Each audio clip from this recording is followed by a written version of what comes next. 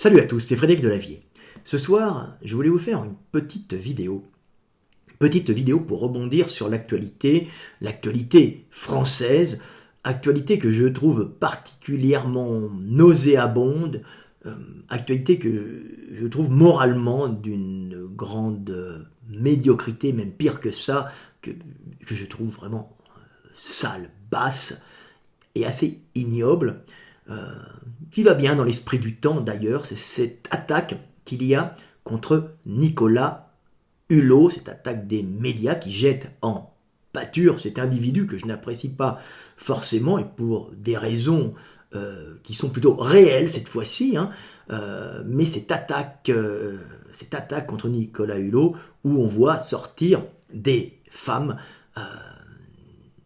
du passé qui viennent attaquer cet homme qui a été en lumière, qui a été ministre, je crois, ministre de l'écologie, je ne m'en souviens plus, et qui a été le grand champion de l'écologie. Cet individu que l'on agitait quand on était un politique en disant « Regardez, Nicolas Hulot est avec nous, Nicolas Hulot dit ci, Nicolas Hulot dit ça ».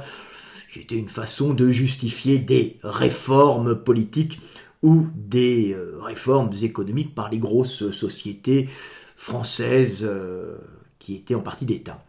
Donc, je vais d'abord, pour expliquer mes propos, vous dire que je n'ai rien pour Nicolas Hulot. C'est un individu, je n'ai aucun attachement particulier pour cet individu-là, que je trouve particulièrement répréhensible sur certains domaines qui sont plus du domaine économique. C'est un courtisan qui a joué ses cartes et qui a parfaitement réussi, qui est devenu le gourou du verre, le grand écologiste qu'on écoutait. Je ne parle pas de ses émissions télé qui étaient du divertissement sympa pour l'époque, mais je parle bien de son travail quand il était ministre et même après quand il a été conseiller, puisque le gros problème pour moi avec Nicolas Hulot n'est pas ce problème d'attaque actuellement, et je vais vous en parler, c'est le problème de ces sociétés. Je crois que j'avais fait des vidéos à l'époque de ces sociétés qui étaient des sociétés de conseil, et Nicolas Hulot et son associé, si je me souviens bien, avaient monté une société de conseil où ils étaient deux, je crois, et ils touchaient d'énormes sommes par des sociétés et par des sociétés en partie d'État, je crois comme EDF à l'époque, c'est ça, des sommes, c'est des chiffres, des chèques avec plusieurs centaines de milliers d'euros, si je m'en souviens bien, pour conseiller ces sociétés, comme si Nicolas Hulot et son ami avaient, ou c'est même une association, je ne me souviens plus, avaient cette qualité de pouvoir conseiller les gros industriels de l'énergie. De qui se moque-t-on avec notre argent en plus? Donc c'est un moyen de, en fin de compte, de faire sortir de l'argent d'État, sûrement. Je ne suis pas là pour le savoir, mais en tout cas c'est mon argent qui est sorti, donc je n'apprécie pas pour des sociétés de conseil en écologie. Donc on sent bien l'arnaque derrière, même si c'est une arnaque légale. Ça, c'est le Nicolas Hulot que je n'apprécie pas, c'est pas mon copain, je ne défends pas Nicolas Hulot particulièrement, je défends la morale. Et je trouve que c'est parfaitement infâme de voir cette attaque qu'il y a contre Nicolas Hulot actuellement. Il est jeté en pâture non pas au lion mais à la populace qui va l'attaquer en disant c'est une honte, le violeur, l'homme qui attaque des mineurs. Jusqu'à preuve du contraire, un homme, avant d'être jugé, est innocent, et on n'a pas à salir les hommes de cette façon, avec des témoignages qui sortent d'il y a 30 ans. Surtout que, visiblement, c'est une manigance, Peut-être ce sont des coups d'État, des coups politiciens pour éviter qu'il donne son aide à droite ou à gauche, je ne sais pas, mais on est dans les luttes de courtisans pour avoir le pouvoir, c'est assez nauséabond. Alors, ce qui est abominable, c'est justement cet effondrement moral que nous vivons en jetant cet homme en pâture. Cet homme est pour le moment, en tout cas pour cela, innocent. On a des témoignages qui sortent d'il y a 30 ans. Ces femmes ont peut-être été abusées. Ces femmes ont peut-être aussi déformé leur vision du passé. hein, comme ces femmes peuvent avoir attaqué Nicolas Hulot par vengeance, ou peuvent même avoir complètement inventé cette histoire, personne ne le sait, il ne faut pas attaquer les victimes, présumées, hein, mais la justice devra, elle, vérifier si c'est vrai ou faux, hein, comme Nicolas Hulot devra se défendre devant cette justice, mais on voit que c'est pas fait pour être jugé, puisque comme c'est prescription, il y a plus de 30 ans je crois, il ne sera aucunement importuné ensuite, et il n'aura pas de peine particulière financière ou de prison à voir, puisque de toute façon, il y a prescription sur les faits. Donc on voit bien que c'est dit, c'est paraît-il fait pour donner à ces femmes un droit de justice, en tout cas de justice symbolique, mais c'est surtout fait, pour les gens qui savent regarder par-delà ce qu'on vous montre, hein, par-delà l'image qui s'anime à la télévision et les voix souvent menteuses qui arrivent dans nos oreilles par tous ces médias aux ordres, hein, c'est visiblement fait pour démonter un ennemi, puisque qu'il s'en sorte blanchi ou accusé, il n'ira pas en prison, mais il lui collera toujours à la peau une odeur de merde, l'odeur du peut-être violeur, hein, ou du violeur, alors l'odeur du violeur, mais c'est l'innocenté, ou de celui qui abuse et méprise les femmes et utilise sa force son pouvoir pour s'imposer. Voilà ce que j'ai à dire. Donc c'est assez dégoûtant, et en plus ça tire les hommes vers le bas, hein. C'est une laideur morale, puisque les gens vont se rassurer en voyant justement d'autres personnes, des gens qui ont été sur un piédestal, tomber, et comme ça ils vont voir leurs idoles tomber, se rassurant sur leur situation en général de médiocrité, de bassesse, en se disant oh, je ne suis pas le seul à être dans une situation de merde, et il y a plus minable que moi. C'est pas très beau, ce que font les médias c'est du caca, il vaut mieux regarder par exemple sur la façon dont les sociétés de conseil de Nicolas Hulot fonctionnaient, qui est en fin de compte une façon de fonctionner qui n'est pas très belle, hein, et, même si elle est légale, on voit bien que c'est légalement de l'art du conseil payé une fortune pour pas grand chose, et si c'était de l'argent privé ça ne me gênerait pas, mais c'est mon argent puisque ce sont des sociétés en partie d'État. Donc ça pose un gros problème, hein, réel, ce problème avec Nicolas Hulot, pas alors que la façon dont il est attaqué actuellement est assez dégoûtant, puisqu'on salit un homme et en plus on fait tomber la populace, les gens, les sans-dents, les gueux, hein, dans des comportements immoraux en les poussant à cracher sur l'idole tombée à terre. Idole qui est peut-être un sale individu, comme qui est peut-être innocent, je n'en sais rien, mais c'est pas très bon. Avant qu'un individu soit jugé, il est présumé innocent. Voilà. Donc voilà, tout ça m'a inspiré quelques petits textes que je vais lire, petits textes philosophiques pour vous parler un peu de tout ça. Voilà. Le premier texte s'appelle « Laideur morale ».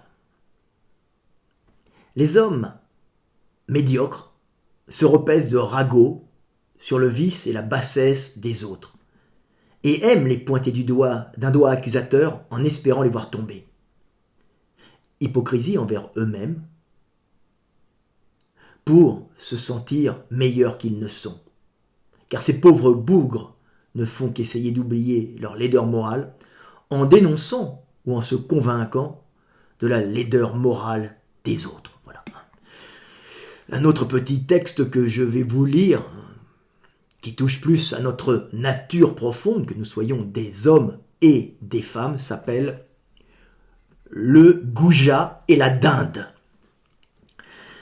À un certain niveau de notoriété, les femmes qui approchent les stars ou les hommes en vue le font souvent pour s'offrir à ces vainqueurs symboliques de la réussite sociale. Quant aux hommes courant après la notoriété, ils la recherchent souvent pour avoir les femmes afin d'en jouir et de se sentir puissants. Car les femmes s'offrent traditionnellement et par programmation génétique aux vainqueurs. Les femmes qui s'offrent à ces goujats le regrettent souvent, voyant qu'elles ne sont pour ces idoles médiatiques que des vides couilles d'un soir.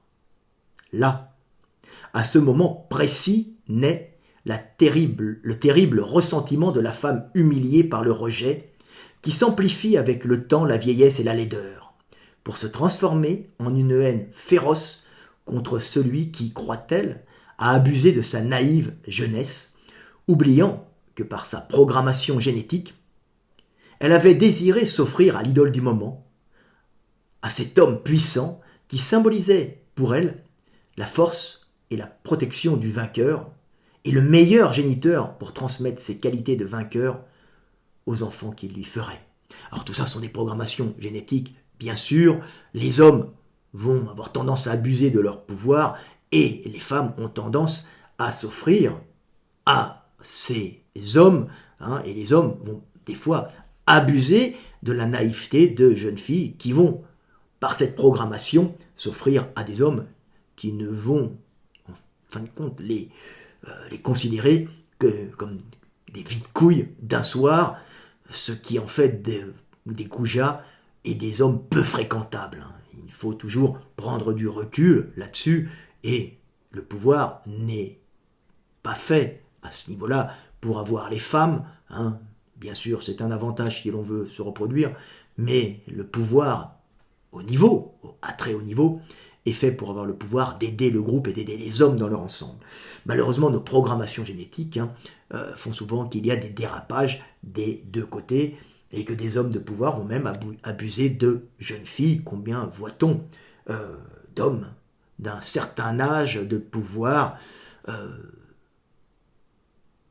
vivre avec des jeunes filles qui sont plus ou moins consentantes et qui sont en vérité programmées pour s'offrir à ces hommes, la pire des choses étant pour ces hommes d'utiliser ce pouvoir pour abuser de ces jeunes filles, de leur naïveté, leur crédulité de jeunes dindes programmées pour s'offrir aux vainqueurs. Et ça, le papa, les mamans devraient leur faire une éducation en disant « ma fille, fais attention ».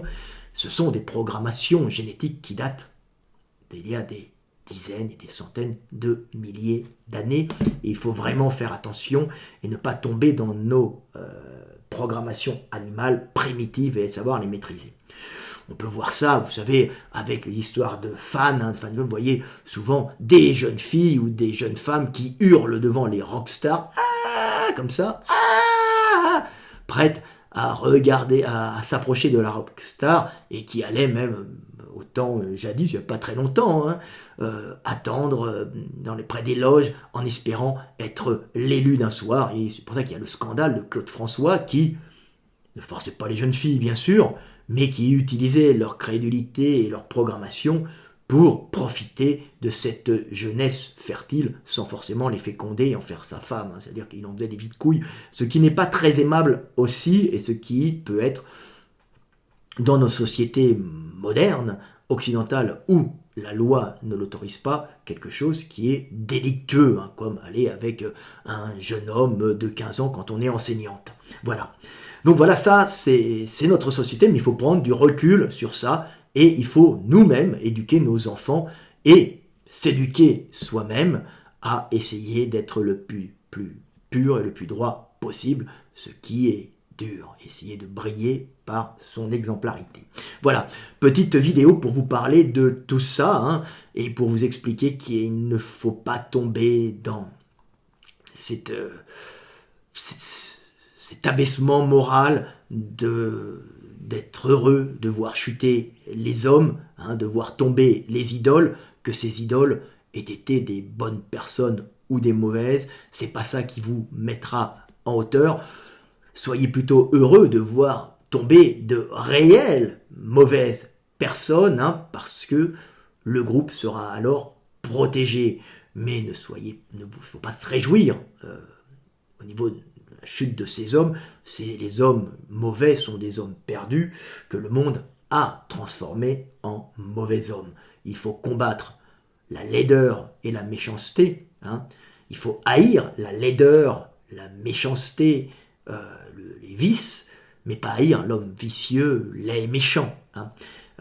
C'est une base, c'est le système et la laideur qu'il faut combattre. L'homme vicieux, dangereux, il faut le mettre en prison sans haine pour ne pas qui nuisent. Voilà. Malheureusement, les gens se rassurent et se disent il y a plus minable que moi et ça les rassure. Non, c'est pas parce qu'il est minable que vous êtes meilleur, vous restez des médiocres, vous réjouissant du malheur des autres ou du vice des autres quand ils s'effondrent, hein, en vous disant ah ah il est tombé, il y a pire que moi. Non, vous êtes souvent des merdeux. Voilà. Il y a des hommes bien et le but ce n'est pas d'être parfait, c'est d'essayer d'aller vers la perfection. Voilà. Petite vidéo d'un soir espoir pour vous mettre en garde contre nos vices, contre notre immoralité qui peut, et notre animalité en vérité qui peut nous rendre vicieux et immoral si nous ne la contrôlons pas. Et il ne faut pas se laisser emporter par ces ignobles médias qui ne pensent qu'à faire du buzz, à salir, à détruire des hommes, parfois mauvais. Ils dénonçaient des mauvais, oui, mais on ne peut pas dénoncer quelqu'un avant que cela soit prouvé. Il faut attaquer. C'est très dur, hein, et c'est quelque chose, là, on voit que quelqu'un est jeté hein, dans la fosse au lion, et on ne sait pas s'il est innocent ou coupable. Il est jeté croc de la populace hein, qui va l'insulter. Je regardais sur mes réseaux sociaux, ça lui apprendra, c'est un pouille. C'est quelqu'un que j'apprécie absolument pas, qui m'a pris de l'argent et qui vous a pris de l'argent. Mais sur ce domaine, restons droits. Il est peut-être coupable comme il est peut-être innocent. Il ne faut pas se laisser, nous, aller à ces médisances et à ces insultes envers lui en espérant qu'il tombe alors qu'il est peut-être innocent. Ou peut-être pas. Hein, voilà. Voilà ce que j'avais à dire. Je terminerai par 2 petits textes très courts hein, de l'éveil des consciences. Vous savez, il y a c'est ce livre, le livre que vous devriez tous avoir pour devenir des hommes libres, hein, libres pour comprendre qui nous sommes et maîtriser nos pulsions animales. Alors 2 petits textes qui s'appellent Si les hommes du prix. Si les hommes utilisent parfois leur pouvoir pour coucher, les femmes couchent parfois pour avoir du pouvoir. À ce petit jeu, régi par notre instinct de survie, personne n'est innocent et tout le monde utilise tout le monde. Voilà, le monde est fait ainsi. Essayons de nous extraire de cette animalité primitive. Voilà, et puis un autre petit texte s'appelle Jeu dangereux. Les femmes jouent souvent de leur charme pour réussir et les hommes jouent souvent de leur réussite pour coucher. À ce petit jeu, il y a toujours des dérapages. Voilà, hein, c'est ce qui arrive dans nos sociétés, hein, où tout le monde essaye d'utiliser tout le monde, ce qui est assez dégoûtant, hein, mais il faut, nous, essayer de nous contrôler et surtout, ne pas juger avant d'avoir les preuves. Il n'y a que Dieu qui juge réellement les hommes, et la justice des hommes, et celle-ci, des fois, peut être faussée, voilà. Et être fauté, donc des fautes. Voilà. C'était Fred de Lavier. Je vous aime et paix sur terre. Et faites attention de ne pas tomber. Hein. Tout homme, même le plus intègre, peut un jour chuter.